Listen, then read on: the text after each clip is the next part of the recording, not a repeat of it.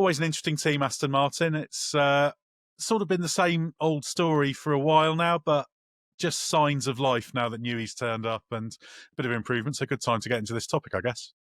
Yeah, I think it's been a fascinating journey the past 3 years, because the peaks at the start of 2023 when Fernando Alonso was rocking off those podium finishes, could have won Monaco. Everything looked like this was a team on the up, and Alonso was going to have this really strong surge in his career. And then we saw the first hint of the problem that has clouded the team ever since, which is an inability to upgrade its car and make it work, basically. So 23 trailed away, got a bit lost. 24, same story, didn't come back as strong as 23, but there was some progress there, but the upgrades didn't work. It ended up in this, current team boss Andy Cowell said, chaos at the end of 24, when it was shuffling floors around on race weekends. It had the Suzuka floor, a Budapest floor, and its Austin floor that had to bin, and it was moving things around. And it's the clouding of that upgrade process which has impacted the start of the season, because Andy Cowell's come in, says this can't continue. We need to get a better grip on what's coming to track. And then this is what's kind of influencing its upgrade and the steps, or the lack of steps, first of all, and this final step we've seen recently. Mark, to bring in, it's such a long way, isn't it, from where they were in early 2023? Because I can remember when they made that strong start, Dan Fallows, the then technical director, he's now departed Aston Martin entirely. He was saying, we've set our sights on chasing down Red Bull, closing the gap. So they thought at the time they were absolutely on the right track. So I imagine they'd be pretty shocked if you'd said to them 2 years ago, actually, things are just going to keep going backwards. And then when we get to here, you're going to be down towards the bottom of the championship with a car that's generally not been super quick.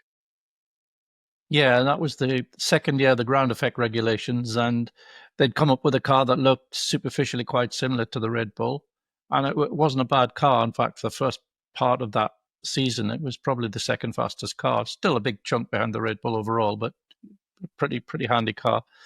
And really, ever since then, every change that's been made has either not found what they're expecting or has actually gone backwards. And they did a sort of reset, as Johnny just said there, going into 24 last year with another new car, which it didn't take it back to where it had been at early 23, but it was not too bad, but it was disastrous by the end of the year. It had sunk all the way down the grid. And they've pretty much started the season where they left off at the end of 24, not in terms of the chaos as Andy Cowell had referred to it. It's more ordered in how they are reacting to it, but it is still just on track. The performance is still not there. And yeah, there's been hints as possibly light at the end of the tunnel, but I think even that's such a faint light that might not be real. Yeah, and so far, 16 points, 8th fastest car on average. John, when you look at where Aston Martin is right now with this season, what do you think's gone wrong? Why are they in this position? Well, I think it's the legacy of last season. It went so wrong at the end of last year. And I think when Andy Cowell came in, kind of understood the organisation, worked out where the strengths and weaknesses are. I think he realised it was pointless. It's that definition of insanity, isn't it? Trying to do the same thing again and again, expecting a different outcome. So they had to do things differently. They needed to get a much better process of what was CFD saying, what was the simulator saying, what was the wind tunnel saying, what was the track saying, and getting all these things lined up. And it was further complicated by the fact that the new simulator had come on tap. They've got the new wind tunnel, was only up and running start of this season. So you've had this transition phase of the team in its new factory and new facilities, allied to a desire from the new management not to rush through upgrades and improvements. And I think from Andy's perspective, the most critical thing is not to lob on improvements and throw everything at getting the car moving forwards. And if stuff doesn't work, it doesn't matter, we'll just try again. Actually, to make sure that what he wants is that when something comes on the car, that it correlates as well as possible with the wind tunnel and CFD. So even if it's a tiny step forward, if that matches what's been said at the factory, at this stage in its process, that is more important than throwing something on the car, delivers 2 temps. They don't know why it delivers 2 temps, completely clueless as to where this 2 temps has come from because it says something different. So I think that he wants answers, and until they get those answers in place, there would be no progress later this season and into 26. Yeah, he said a few races ago, to paraphrase slightly, 'cause I can't remember the exact phrasing, but he said at this stage, data is more important than points, which sounds counterintuitive, but it's all about building that understanding. And I think, Mark, what's been clear is as they've struggled, there's been definitely a disconnect between what their simulation tools are telling them about performance. And there's been the problem with the trackside teams kind of been trying to make the best of what they've got.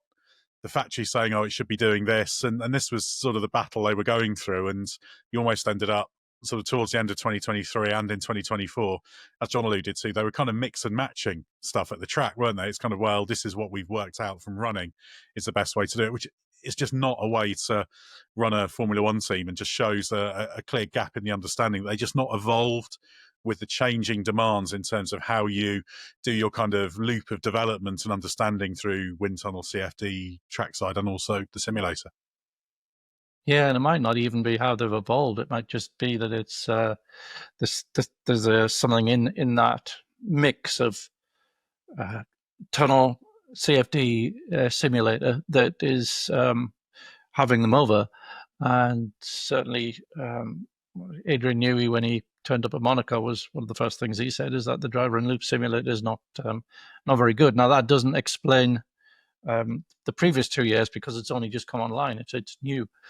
But it would certainly, if they have had problems with getting everything to agree, that would certainly give the outcomes, likely give the outcomes that we've been witnessing in terms of unproductive car developments. I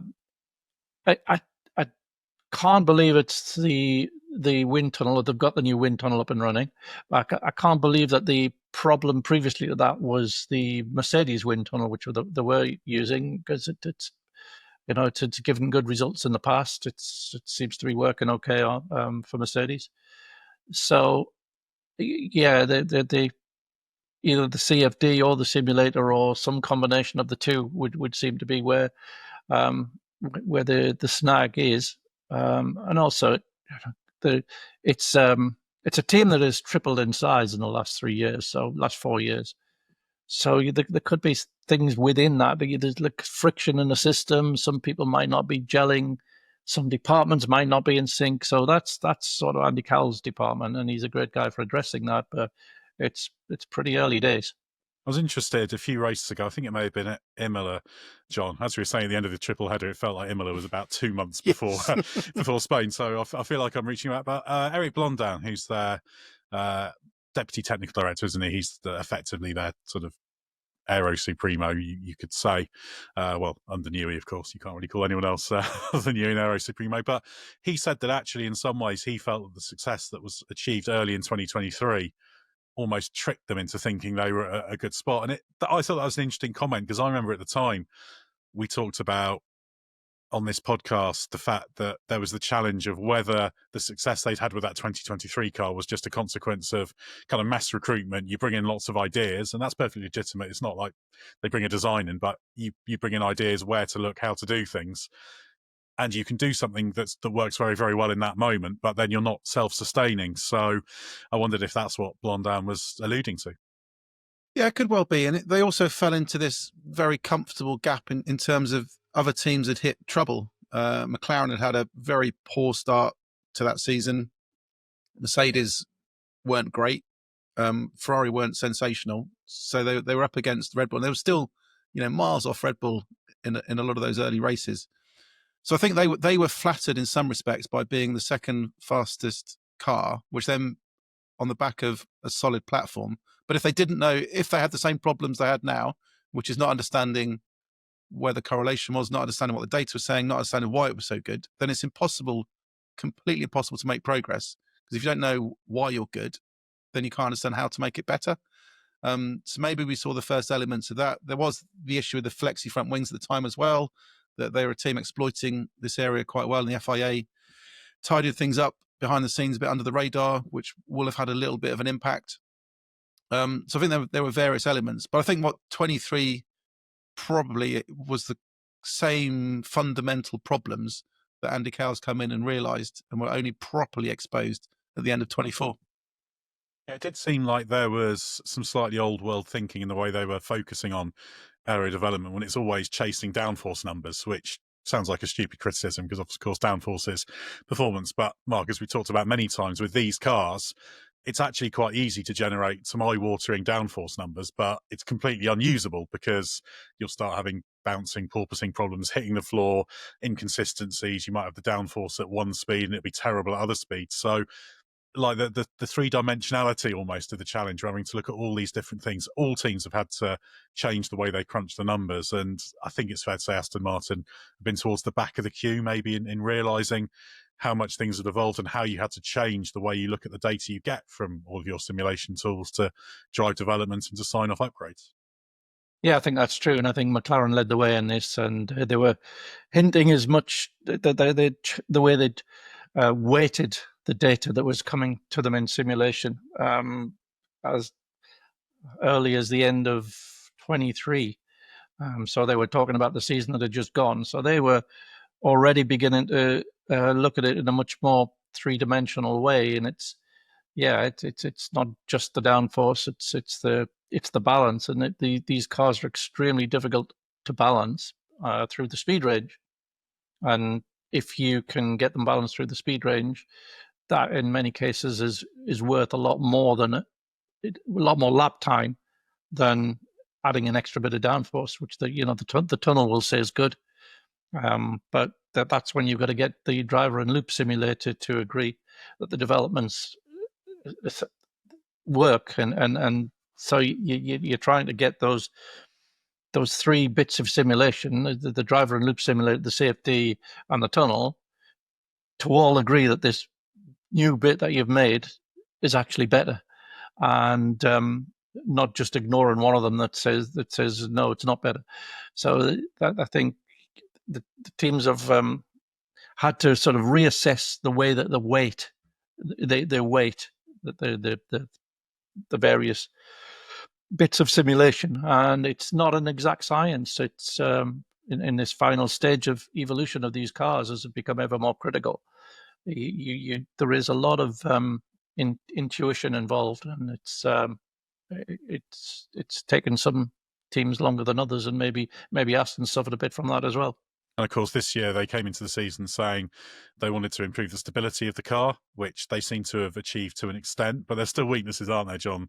Fernando Alonso was complaining about the straight line speed and how that made life difficult for him in battle in Spain, even though he managed to score points there. So there's still some real sort of limitations that are showing there, even as they are slightly widening the envelope of where the car can operate and the confidence it can give the drivers. Yeah, I think, I mean, Fernando Alonso always amazes me because he's always very clever in terms of what he says and gets the point across. So even after Spain, when everyone's raving about his brilliant overtakes around the outside of turn 3, he turned that into I shouldn't have to invent moves like this because I can't overtake on the straights. Our straight line speed is very poor. That'll be related to downforce levels. It's running, makes it slower on the straights. I think they were 17th and 18th quickest in qualifying across the start-finish line, just where the DRS zone starts. So it gives you an indication of where they would be stacking up coming out that final corner. So there are some inherent weaknesses. They are working on it. I think they're not as lost as they were potentially towards the end of last season, because it seems a direction. And the upgrade they brought onto the car does appear to have delivered a step, probably not dramatic, but we are in a season where tiny differences are making all the difference. You find 1/10 of a second. That's the difference between getting knocked out in Q1 potentially and even getting all the way through to Q3 if you're on the right side of it twice. So they are getting there. The car's not brilliant. I don't think Fernando Alonso nor Lance Stroll would say this is a regular, consistent, guaranteed Q3 car. But I think the fact they've had the first signs of progress now, the fact that Newey is starting to feed a little bit into the 25 car, and perhaps more than we anticipated at the start of 26, when we were told he will do nothing. Actually, lunchtimes are spent kind of feeding some information to engineers. We saw him in Monaco as well, on the pit wall, in the engineering meetings, hovering in the garage, checking on everything, writing his notes down. So I think he's now well engaged in the process. He's exposed some of the weaknesses, and I think we'll see some slow progress. But there's going to be no dramatic revolution to save this year's car. It'll just be a case of chipping away at it and just trying to unlock a better window for it. We've got a question from the Race Members Club from Michael Harris that I'll throw at you, Mark, that's related to this. Who asks, where do we think Aston Martin's latest upgrade stands? We've had a few races with it now, showing noticeable improvement, and it's performed reasonably well at Catalonia, which is widely seen as a key testing ground. If this upgrade is considered their best in-season development since then, does it suggest they may be starting to get their approach right in this area and general car development philosophy in time for the 2026 car? This, of course, was the Imola upgrade they brought in at the start of the triple header. Yeah, there has been a slight improvement. If you put numbers on it, it's very small. It's about it's less than a tenth of a second. If you look at the average up to Imola and the average since Imola, it's gone in the right direction, but very, very small. As Johnny was just saying, that can make a big difference in grid positions. I think more important than the actual numbers is the driver feedback, and while Fernando's still pointing out the weaknesses of the car and its aero efficiency and the big wing they have to run to get reasonable cornering, I think the general feedback on the balance of the car seems to be that it's a bit more connected than it was. So that is sort of in the right direction. But that's what I meant earlier on when I was saying that there's maybe light at the end of the tunnel, but I think it's a bit early yet to know whether it really is, you're coming to the end of the tunnel or there's another train coming towards you. Good tunnel metaphor being used there. But yeah, nobody should expect a dramatic turnaround this year. That's not what there should be. But I think the point you made, John, about Newey is important because, I've always thought just by even if he's focusing on the 26 car, he's influencing their methodologies, the way they look at numbers, etc., etc. So even without the kind of lunchtime chats as it's been put, and some suggest that Newey's been a little bit more involved even in 25 than the lunchtime chats as well, but he almost can't fail to have an indirect influence because all those methodologies that are going into 26 can kind of be backfilled into 2025. So the kind of Newey effect, gentle, but probably will be detectable this year, I think. Yeah, it was slightly frustrating at the start of the year because we were pushing Andy Cowell on, what are you looking to improve? Where are things going? Where are you trying to find gains? How is Newey helping you? And we just get this repetitive answer about it's about Newey providing feedback into our systems and processes, and that will help. And it seemed a strange thing to be completely focused on. But I think it was only when Adrian turned up in Monaco and spoke a bit and about how he'd seen weaknesses in the system, the problems with the simulator correlation, the problems of perhaps staff not working as cohesively as they needed to make the most of the individual talents. You start to understand how these systems work and the processes. Because if there has been if Newey has found a simulator correlation problem that you're then relying on you can't rely on to improve your car, then that's just as valid for 25 as it is for 26, because it's the same simulator in effect. It's the same software and processes and algorithms and models that are being used across both. So if Newey is improving that for 26, it should improve it for 25 as well. And I think this is where Andy wanted to put his focus on in terms of making sure the background works, that the numbers are lining up a bit better, that Newey is pushing these systems and analysis and processes and everything into a much better place before they start ticking the box to say, yep, this part's going to come to a car and this is the upgrade we will do. So I think, although it was frustrating for us because we don't wanted Andy to say, right, this upgrade's coming at this race and we'll move forward, actually getting the background into place was much more critical for the team after 24 than perhaps we realised at the time. And I guess you've got to say that combination of Cowell and Newey, Mark, it's a good combination potentially, isn't it? In terms of you've got the ideas of Newey and the way he works and the kind of the organisational detail of Andy Cowell. That feels like a combination that should be able to take Aston Martin to a great place. Yeah, they're two real heavyweights. And what Andy was very good at during his days at HPP, Mercedes power unit place in Brixworth, was what he used to refer to as finding losses in the system. And this is the sort of thing that there will be I would imagine a lot of quite low hanging fruit in a team that has expanded so quickly, and which is in scale completely unrelated to what it was just a few years ago.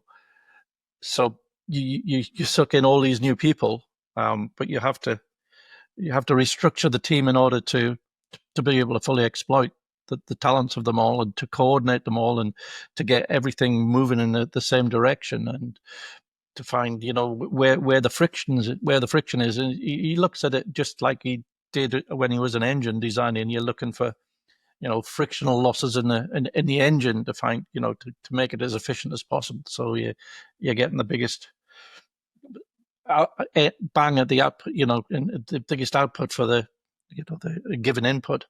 And it's like he's that's how he's approaching his structuring of the team. But I think it's not the work of a moment. It's not the work of a moment to understand. It's not the work of a moment to implement it. But yes, that's what he's there to do. And then you have Newey, the genius of Newey, and the creative genius, as we come up to a new set of regulations, thinking out of the box and having a great understanding generally of which levers to pull and which are more important when a regulation changes, and what might be at the root of a problem that other people are looking in the wrong place for, and all those things. So yeah, in terms of the potential of those guys, and in terms of the potential of the facility, it's right up there. It's maybe even the best, but at the moment it's misfiring. And still early days, because they've only both been there for a couple of months since Newey came, and obviously Cowell only came in towards the end of last year. So yeah, lots of promise for the future, but plenty of work to be done. Well, John, let's talk a little bit more about what Adrian Newey revealed when he attended Monaco. Obviously, he spoke at length about where he saw the team was. You've alluded to some of that, but if you wanted to give Newey's kind of candid overview of the weaknesses of the team, where it really needs to improve, what's his checklist? Yeah, it was quite interesting, because he obviously first race was Monaco. We hadn't seen him at all, so he appeared in green, and there was a little media briefing it was late on a Thursday, and he sat down. First time any of us had spoken to him properly since he'd had his feet under the desk at Silverstone. And I just asked him, how's it been? It wasn't a loaded question at all. It was a very open, soft question just to get some thoughts out. And within 4 sentences, I think it was, he started talking about the weaknesses in the simulator, that this was a big problem for the team. Correlation wasn't good enough. It was going to take 2 years to fix. So it was quite interesting to throw this out there, because this wasn't something that it's not some situations like this. You hear rumors about something not working, and then you push a tech boss. You keep pushing and pushing and pushing and pushing, and eventually they confirm it. This was offered unprompted from his perspective. But I think it offered an honest assessment of where the team is at. It gave us perhaps the greatest insight of anybody ever has about where Aston Martin's problems have gone, because suddenly if you realise, why has a team been unable to upgrade its car and kind of find that consistency through a season? If the simulator correlation isn't working, if the software's not as good as it needs to be, if the models aren't as good as they need to be, then that will give you your first indication as to why things go wrong, because you can test whatever you want in the simulator. If the simulator numbers are telling you this is brilliant, it's going to give you 2 temps, you put it on track and it's even worse, then there's very little hope of developing, because the reliance on simulators now these days is much greater, because these ground effect cars that run so close to the ground when they're at their peak, you can't test them in that operating range so well in wind tunnels. You can't have a car wind tunnel model that's smashing down on the wind tunnel belt as they do in real life, because we'll destroy the wind tunnel. So there's a lot of guesswork having to go in wind tunnels. So this is why simulations have become really, really, really critical. So I think this is what Newey's assessment was. I mean, Andy Cowell spoke later that weekend and said it's not going to take 2 years to fix. He was a bit more upbeat about everything. But I think this was Newey's first interesting assessment of where Aston was, and that the journey it's still got to go on, because you can have the shiniest new wind tunnel and the shiniest new simulator that all look fantastic from the outside, but unless the data that's coming out of it is any good, it doesn't matter what they look like. I think it's worth, Mark, perhaps addressing in a bit more detail how the driving loop simulator is used. So I think people sometimes almost slightly reductively just see it as a driver preparation thing and doing a bit of setup work, but it is an integral design and development tool, isn't it, that can kind of pop in at all sorts of stages in the design and development process to help steer things. So it's important in that regard, isn't it? Yeah, I mean, the whole aero map of the car, which has been defined in the tunnel, is fed into the driver in loop simulator to give it the traits the tunnel is saying it should have aerodynamically, and then you're feeding in you're trying to feed in as best you can the sensations of the car. Obviously, you can't replicate that entirely. Sustained G loadings and things like that, but yeah, it's to give a representation of what the car will be doing, what it will feel like to drive, and if you just set the car up in a way that the tunnel insists is the quickest way, it would be undrivable. It would have way too much front end and then be virtually uncontrollable. But that, if you could find someone like a computer to drive it like that, that would be the fastest car. But you can't. So that's where the driver in loop simulator comes in. It softens that and then gets the actual driver who will be driving it in on the process. But it's very in that area that Johnny was talking about, where the wind tunnel can't really tell you what's going on the last little bit of ride height in a ground effect car. That's a difficult bit to get right, and that's a difficult bit to input into the simulator, because you're guessing. It's educated guesswork, but that's where the driver's feedback from the track. This is what it's actually doing. Then that can then in turn be fed into the simulator as well. So you're refining and refining and refining, and then hopefully you get to a point where that simulator, if it says this is going to work, you'll go to the track and it will work. But that can take a long time.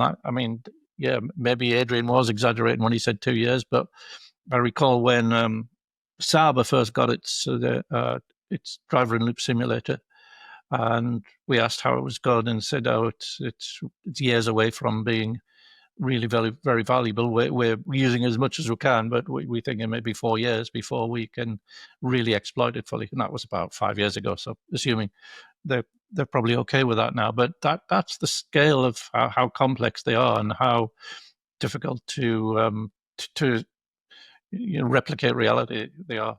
And it's such an immense process, because there's a constant sort of feedback loop into refining the simulation. Obviously, the hardware they've got and the sort of base software will be state of the art, so that's all great.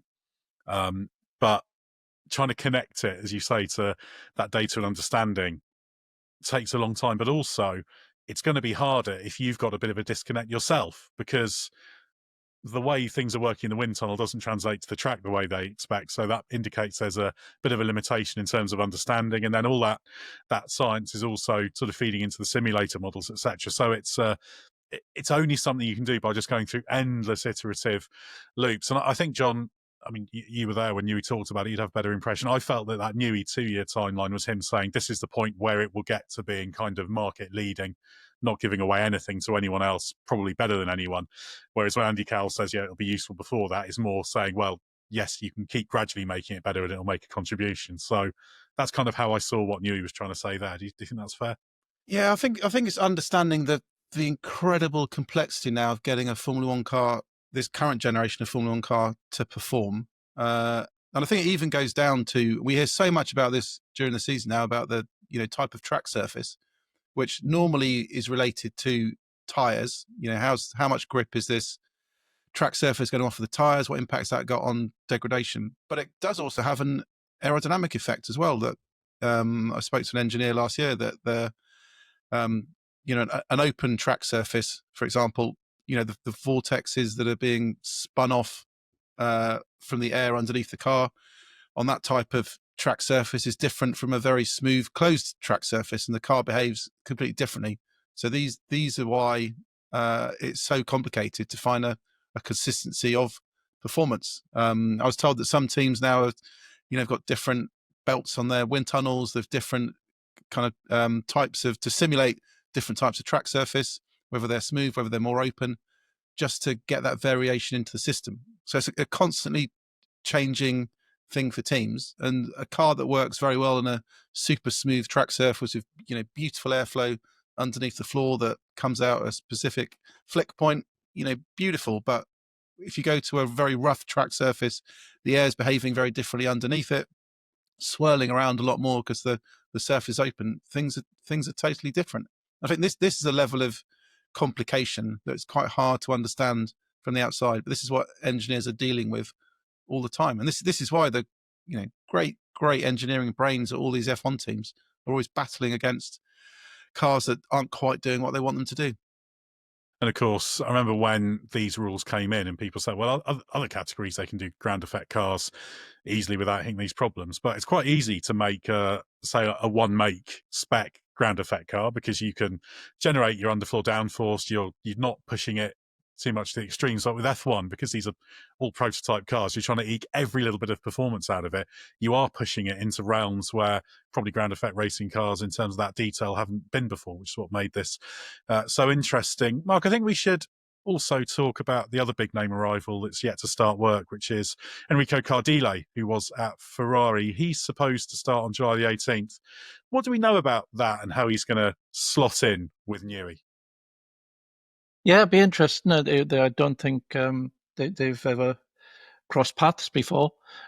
He came from Ferrari as a graduate, was working on the road car side for quite some time, and then switched over to race car aerodynamics and really made an impression quite quickly. He's overseen some very quick Ferraris. 22 Ferrari was overseen by him. But also he's behind the current car, which is proven problematical. Whether that's the blame can be laid down to him, I don't know. I think you would need to be inside to make an accurate assessment of that. But it's interesting that he was recruited so far in advance, and he was identified as someone valuable for them. But I think that was before they'd actually got Adrian recruited as well. So would they have made that recruitment if they'd known Adrian was coming? Would they have needed a chief technical officer? So it may be that there might be a little bit of restructuring will go on around that once they see, because these roles are always they're not just predefined slots that you put people in there. These roles are defined by the strengths and weaknesses of the relevant people, and the organization will just sort of bend around what's the best way of exploiting them and using. I think there's no reason to suppose it won't work well, but you can't know in advance. There's a lot of personal dynamics go on, and there's a lot of how his particular skills will dovetail with what is required. Yeah, what you referenced there in terms of harnessing the skills of the individuals and the technical leaders, that's really where McLaren have thrived in terms of how, particularly on Andreas Stella, when he took over as team principal a few years ago, they just slightly changed the way the technical leadership worked to just get the best out of people like Peter Pedromu, etc. And that's led them to a point where they've got the strongest car. But the whole Cardile thing was interesting, wasn't it, John? Because they were quite evasive about it for a while, and it was clear for whatever reason, Ferrari got a little bit annoyed about it, because they've sort of stamped their foot and basically made Cardile wait and as long as they can before he can start. Normally these things get resolved a little bit more easily than that, but there was a bit of aggro here, wasn't there? Yeah, it was interesting because I remember last December in Abu Dhabi, speaking to Mike Crack, who was Aston team principal then, because they were talking about how they'd got a bit lost over the 24 season, and one of the factors was they hadn't had this external knowledge from other teams. A big name person from another team had made these ground effect cars work properly to come in, and they felt would be very, very valuable.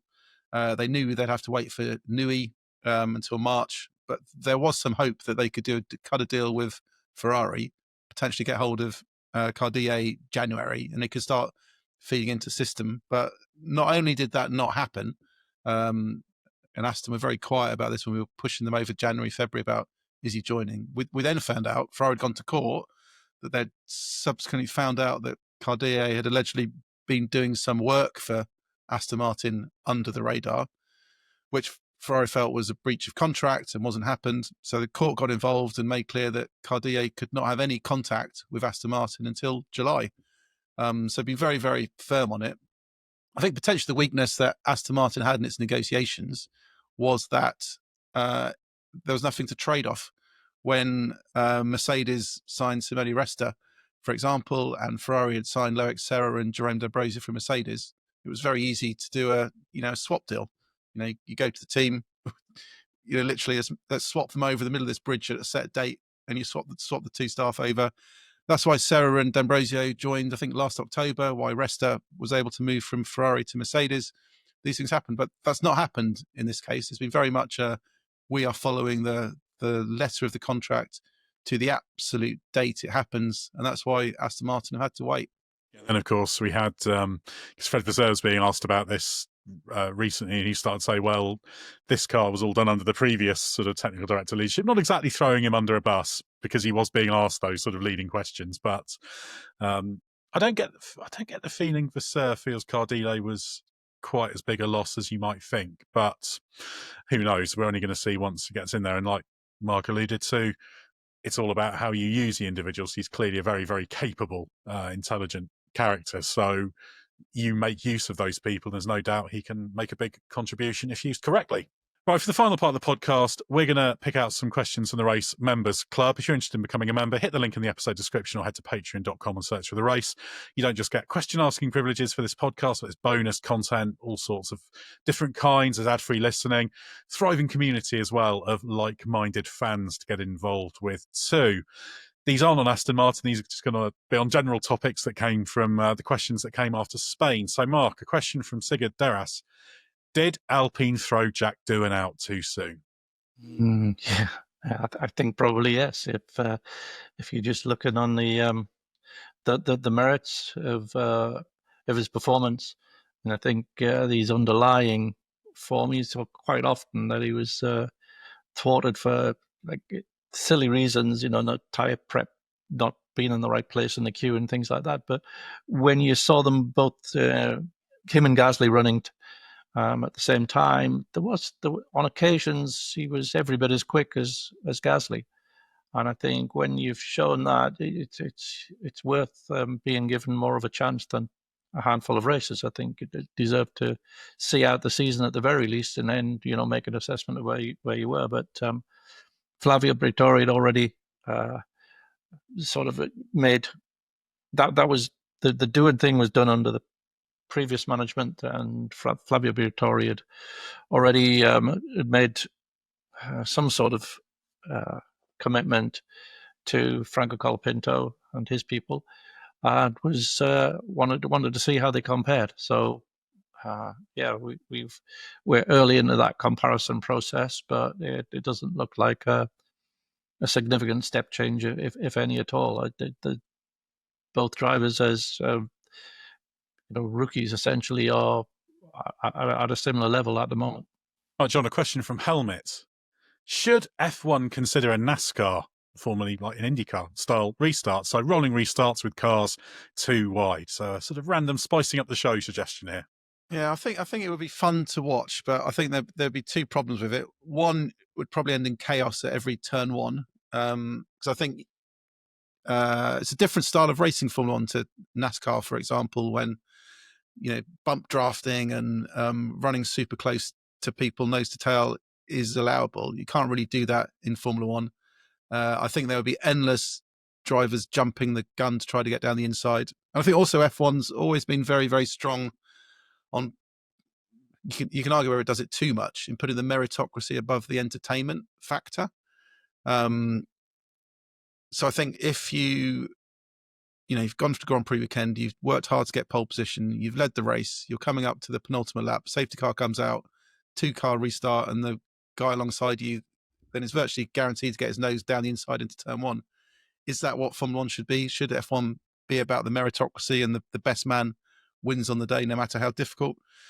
So I think I wouldn't like to see that go down that way. But what I would like to see potentially is more frequent use of the safety car just to reset things and make the job of the winner a little bit harder when it comes to it. I think sometimes they're a bit reluctant to bring out the the safety car. Maybe not as much as it, could happen sometimes in NASCAR, where the leader gets too far in front and they'll just throw a random yellow for some random Chris Packett that's appeared on the track somewhere, and will go full cause caution. But I think there are ways to spice up the racing. But I think a two wide restart would be a bit too chaotic. Our next question I'll take from Lachlan Babbage. The progress of Sauber since the beginning of the season is quite respectable. They seem to perform equal to the likes of Aston Martin and Alpine now. Is the progress driven by steady improvements on the car, or are others moving backwards? And your host Sten asks if the Spain performance shows Sauber has fixed some of its issues, as Barcelona is now as an aero-heavy track. Surely this wasn't a one-off. Yeah, well, they have made respectable progress. Obviously, testing was pretty awful, and they made quite a nice step, actually. You could see, I remember watching trackside in FP1, straight away the Sauber looked a step better, and it was at least starting the season as a car that if you did a good job, you could kind of grab a Q2 place. So they have been making steady improvements. There's the upgrade package for Barcelona, which I think we can safely conclude was a good step. It wasn't necessarily a massive step in downforce, although there were improvements there, but it was definitely an improvement in terms of the kind of making the car less peaky, because they talked about problems with the car in turbulent. All Formula One cars struggle with that. But if you're a little bit closer to that point where things start to stall and break down, you will be more susceptible to that. So I think they've managed to kind of smooth everything out, give the drivers a little bit more confidence, and the team reckons that's worth a good step. It's probably worth a few tenths. And yeah, Hulkenberg should have made it out of Q1. Bortoleto, maybe if he'd been absolutely perfect in qualifying, could have even nicked a Q3 place. But a good step forward, shows they're in the mix at a track like Barcelona in the midfield. The one thing I think we can't say about whether it's a one-off is if you go to different tracks, ones where obviously Barcelona doesn't have these days the biggest split across speed ranges, like the chicane would create a bit more of a challenge. So I want to see over a run of races if that car can run well tracks with other characteristics, because for example the Alpine is strong at Barcelona but terrible at Monaco. We saw that over sort of two extremes, and so where Sauber is on that scale we don't really know yet. But I think we've been critical of Sauber quite a bit on this podcast at times, but I think this was a very positive upgrade and quite encouraging that they could take that step. Right, Mark, a question from Kid Coltrane. Will the cars next year allow for drivers to drive more to their personal style, or will the trend of one style perpetuate? Yeah, it's an unknowable at the moment. The thing with these cars is the current cars is the very small balance range in which they work. The very small setup range in which you can get a balance that is acceptable across the speed range, and that has sort of funneled everyone into driving them in a certain way. So you tended to see them quite early on the brakes to keep the aero platform nice and flat, and smooth inputs, and that's sort of the spread between visible driving styles has narrowed with these cars. So maybe it will open up again next year, because they're less heavily dependent upon underbody downforce, and maybe there's going to be a greater variation in the way the cars are conceived as well, and certainly in the first year or two. So quite possibly, but there's always unknown consequences when you make a big regulation change. So it may be that it becomes even more so. It's unknowable at the moment. Yeah, you've always got to fear the law of unintended consequences, even when things look promising on paper. John, a question from Motorsport Mike. Should Liam Lawson be a bit cautious when it comes to attempting overtakes, especially at turn 1? See, that references Spain, but you can use this as a broader chance to address Lawson's reputation, shall we say, in battle. Yeah, I think if you're a driver in the midfield trying to not necessarily make a name for yourself, but make a good impression, secure your F1 future, you can't be too cautious, especially with the way F1 is at the moment, where it's very difficult to overtake. The pace delta between cars is minimal, so any whiff of opportunity, you've got to go there. And I think it's one of those, lines that you fall either side of, that you become too cautious, you don't take moves. People will criticise, shouldn't Liam be making more attempts to overtake and get past rather than just sitting behind people? So, he has had trouble. He has got involved in incidents, quite a few incidents over the past few races. But I think you've got to be aggressive from where he is in the pack. You're not, in comfortable, clean air all the time. You've got to get your elbows out. You've got to move forward. You've got to make an impression. And I think it's balancing out. And maybe because sometimes these things shake out in terms of, if a rival sees Liam Lawson now coming down the inside, they may think just to give him a bit of a wider berth because they know this might end up in trouble, in which case Lawson's job's done because that overtake move is done. I think it's good for F1 as well to have a driver like Lawson, especially with Kevin Magnussen not being on the grid anymore. You want drivers who race in different ways, even if he does perhaps have more than his fair share of scrapes. But like you say, elbows out, trying to make a name for himself. The final question comes from Erasmus Wade. Just a thought experiment. What other Spanish track would you choose to host the Grand Prix? Any track from the present and past is available. I would personally choose Valencia Street Circuit, but what are your thoughts? I must admit, I'm slightly surprised to see Valencia Street Circuit chosen. I remember being quite excited about that race when it first, because we were all at the first one in 2008, and it was a little bit disappointing. But it's good. It produced an interesting race in 2012, I guess. But I just always default to Montjuic Park for this. You can pretty much restore the old circuit. It's up on the hill. You sort of drive past that area on the way to the track from the airport these days. So yeah, I'd go with Montjuic Park, even though there's some fairly legitimate question marks about safety there. But Mark, we were talking about this, weren't we, at the track, weren't we? You had a slightly more left field Spanish Grand Prix venue suggestion. Yeah, Sitges, the oval which hosted the Spanish Grand Prix in 1921, and it's still there. It's on somebody's farm now in what used to be the paddock is just now farm buildings. But I think you can more or less still see some old faded paint on them. It was deemed unsuitable after 1921, actually, because the transition from the flat bit to the oval bit was a bit too extreme. So it'd be interesting to see how current cars would handle that. But yeah, that would be my vote. I think just for the sheer spectacle of watching them all go around a flawed design speed bull. John, do you want to throw in a sensible choice? Because I went a bit ludicrous. Mark's gone completely ludicrous. Do you want to shout out for Jerez or Jarama or Pedralbes maybe? I think it'd be interesting to see Jarama, actually, just to get a modern F1 track. So I think we often talk about classic tracks and what they would be like. So maybe F1 should have this system where just pulls out random old tracks from the past just for one-off races. So we have like a historic special that we can roll out some old circuits from the past. Let's have a Jarama Grand Prix. If Madrid, doesn't happen because they haven't got the construction finished in time next year, then let's just slot Jarama in. Perfect solution. It'd be a great test as well, because if somebody did a Gilles Villeneuve style win at Jarama, just everyone driving around not able to pass him, probably these days it would be the need for condemnation of how impossible overtaking is, whereas actually it's now seen as one of those famous victories that Gilles Villeneuve probably kept everybody behind. So it just goes to show you can't always please people. But anyway, thanks very much for those who sent in questions. Thanks very much to Mark and John for your answers.